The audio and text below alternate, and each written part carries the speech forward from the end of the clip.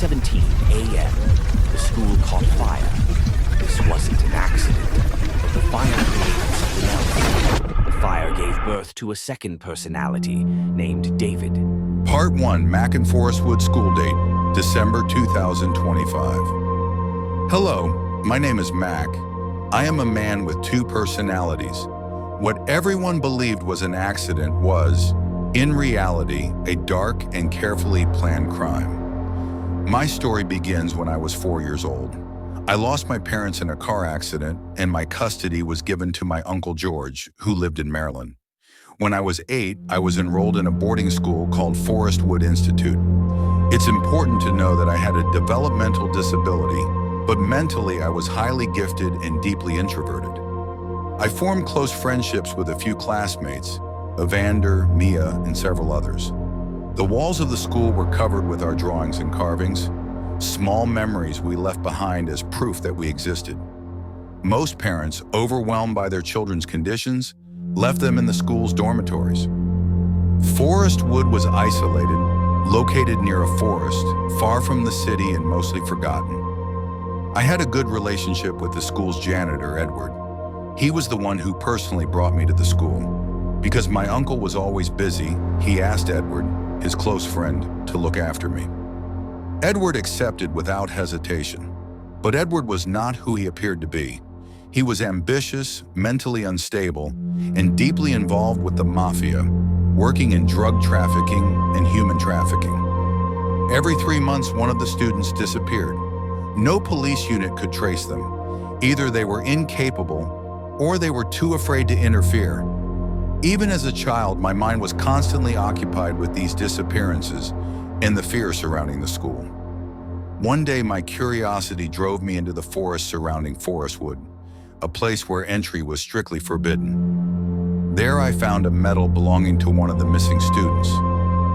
Nearby were drug residues, syringes, and vaccine-like substances used by addicts. I told Edward everything. I trusted him. That was the moment our death sentence was signed. Edward reported the discovery to the mafia. They quickly decided to erase the school completely. Children, evidence, everything.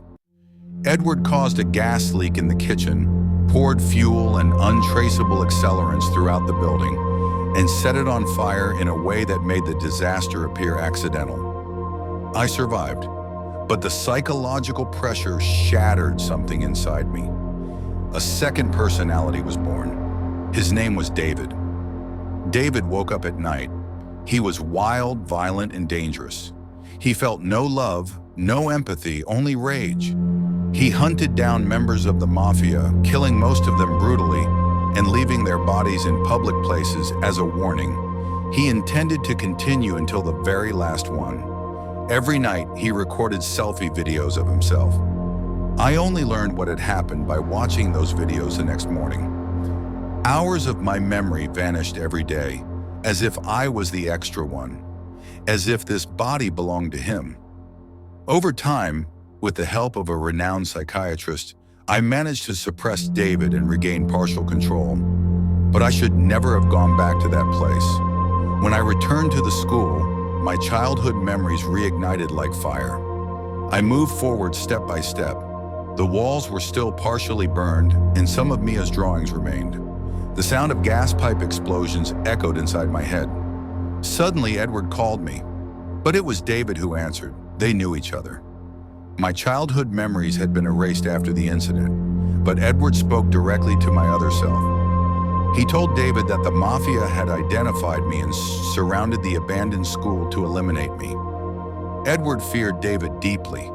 He had been left alive intentionally so David could reach the rest of the mafia first. Armed men surrounded the ruins. Every corner was filled with danger. Fire, smoke, gasoline, and tear gas consumed the air. David whispered to me, "Give me control of the body," and shut down. I was alone, torn between fighting them and fighting myself. Gunshots and explosions echoed endlessly. There was no special force coming to help. In the end, the smoke and tear gas overwhelmed me, and I lost consciousness. End of part 1. Part 2 will be released soon, where you will see how Mac confronts his past and what dark secrets still await him. Make sure to subscribe, turn on the notification bell, and like and comment so you don't miss the next video.